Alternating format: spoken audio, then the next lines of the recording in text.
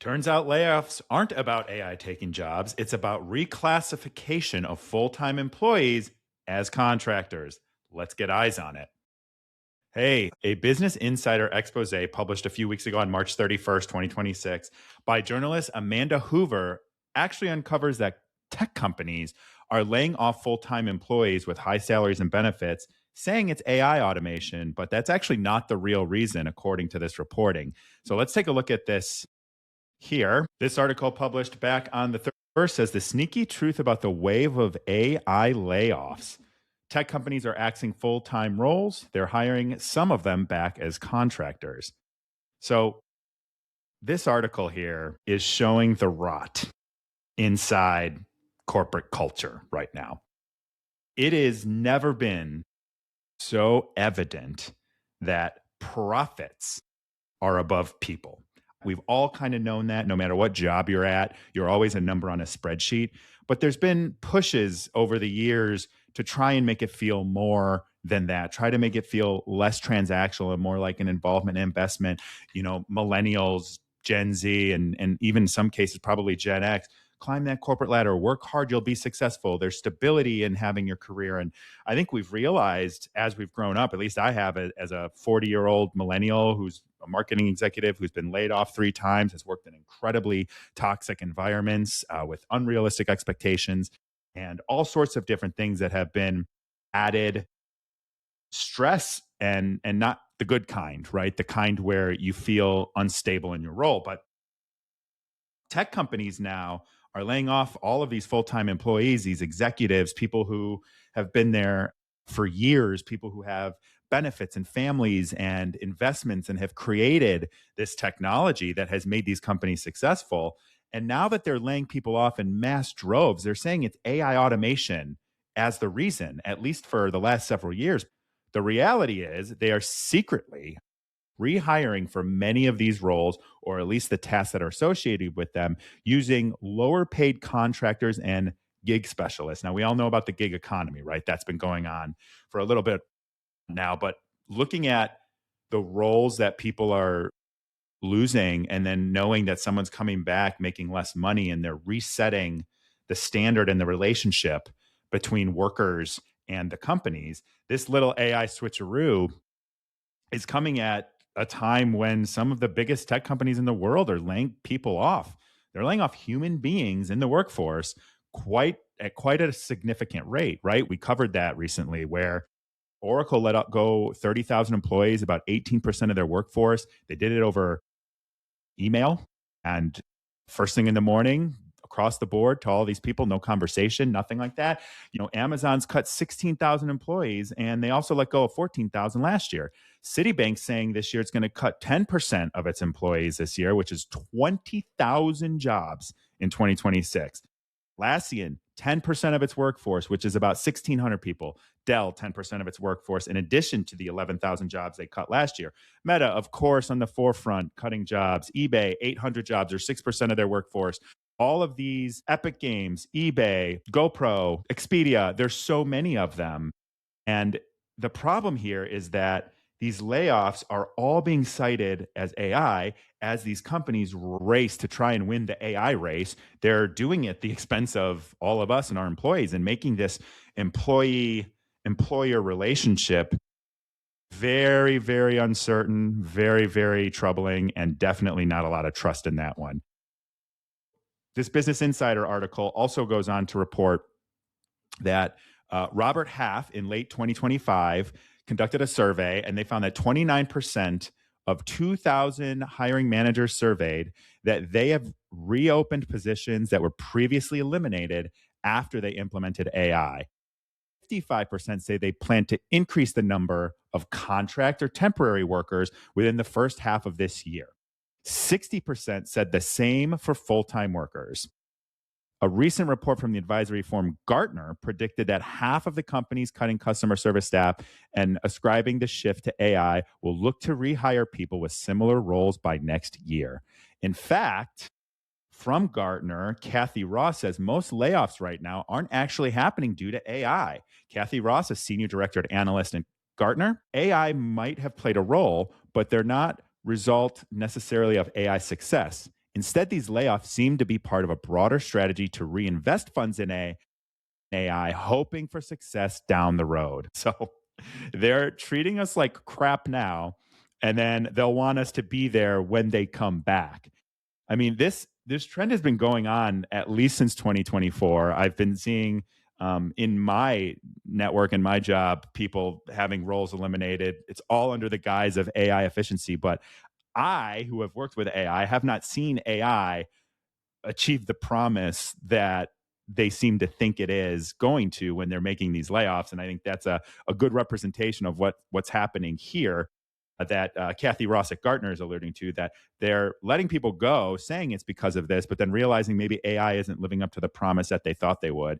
And when they come back to, I think of it like if you're having an affair, you leave your family for the affair with AI in this case, and then it doesn't work out the way you thought, and so you come back to your family later. But now you come back to your family and you're treating them like they're a contractor. Maureen Wiley Clow, who's the host of the It Gets Late Early podcast here, who I actually reached out to while I was doing this story to ask if she would like to come on this show and do an interview. But her assessment is the reality is companies are hiring more contractors and fewer full-time employees because it makes them more money. She goes on in here and also on her podcast and on her Instagram to say that there is a whole shift happening where these companies are bringing back these jobs as contractors so that they don't have to have any commitment to them. They don't have to pay them and offer them benefits. They don't have to have the commitment of having a full-time employee. Instead, they've got contractors, which they can just go as they need and a contract, and there's no severance required. Not that there's severance required anywhere, because that's actually not a legality. That's a company policy. You're not required to get severance when you're laid off. So keep that in mind. But this illusion of automation isn't that like work has just vanished. And as Maureen's saying, they're reclassifying these employees as a cost saver. They're axing salary full-time employees and quietly replacing them with specialized contractors or gig workers. And this is an appealing thing to these companies who only care about their investors, their pocketbooks, their bottom line, their top line, and how the market's doing. So by blaming AI, they're able to sort of signal innovation, signal progress that is going to help them show cost savings to investors, which will boost stock prices. We're admitting that their cost cutting in without the innovation makes it look like a sign of weakness or poor performance. So companies still, and again, I've worked with AI. My last company, we had proprietary AI that we worked with. Our AI and every AI that I've used, it still needs human touch. There's no AI out there that doesn't need the eye of a human. So looking at AI to solve everything, it can solve some things. It can help with a lot of things. It can make us more efficient. It can help us automate. Some of the things I've seen AI do in the last probably even just like few months is mind-blowing, but you still need humans there to fix the AI errors. And I was just using AI earlier today to help me prepare for this story and find the proper sourcing, and it gave me wrong sources.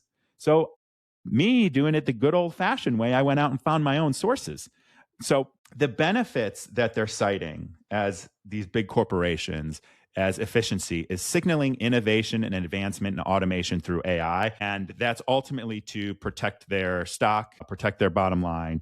And then when they bring these employees back in, they are basically moving an FTE, a full-time employee, to a contractor status because it removes the burdens of healthcare, removes the burden of pensions or 401k matching, any kind of paid leave, vacation time, sick time, any of that stuff gets removed when you have a contractor.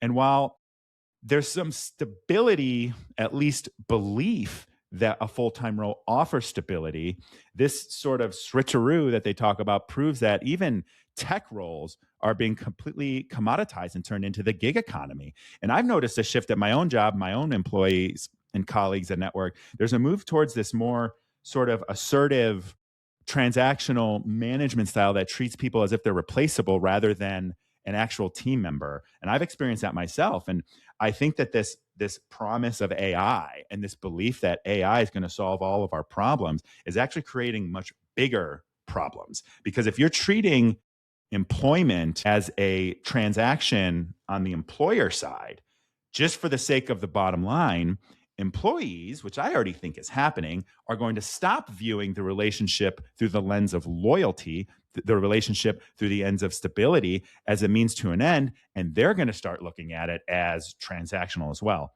And I encourage that, because if you treat your job as a contract for your services where you provide high value and you make sure that you are doing your job, I'm not saying don't do your job, but like making sure you're doing your job, that should be the exchange that you have with your employer.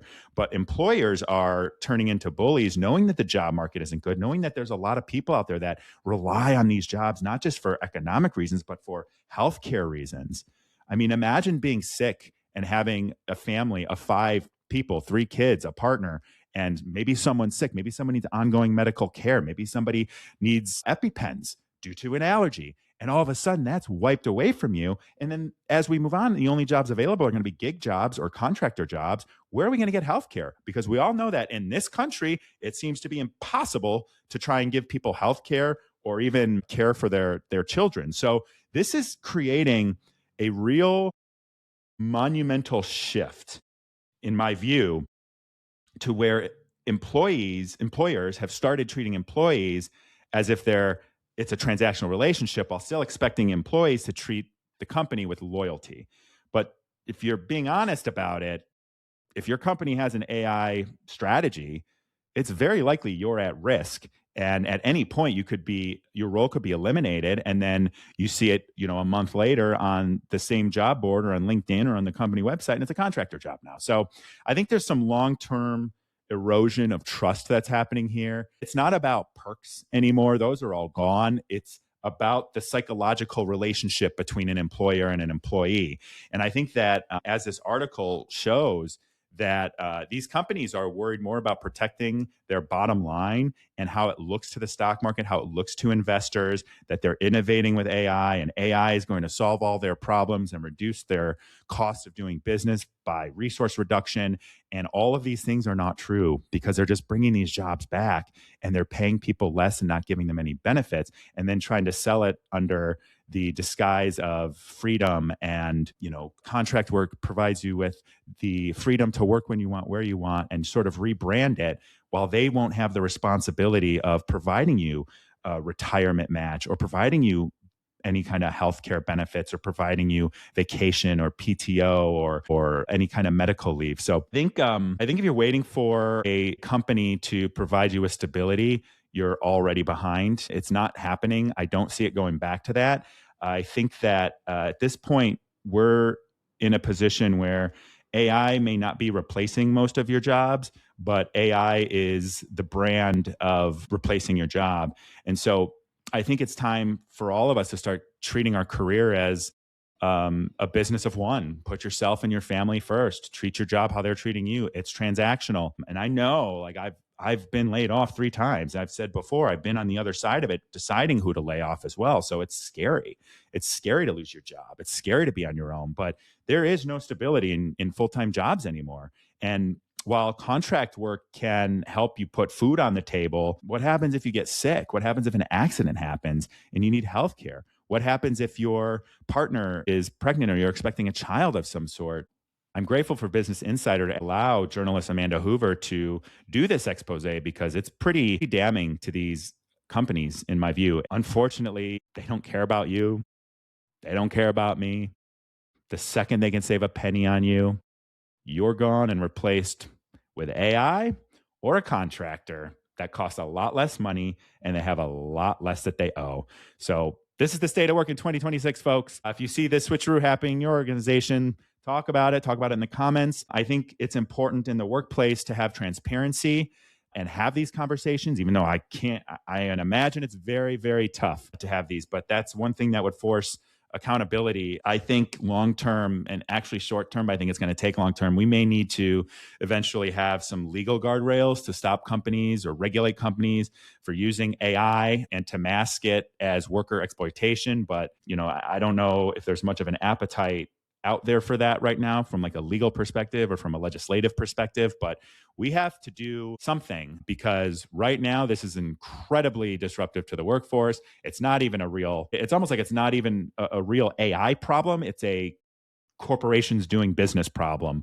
But yeah, I guess inform yourselves, look at the reality of what's happening. I wish everyone the best out there and good luck. Job searching right now is terrible. I've been doing it myself.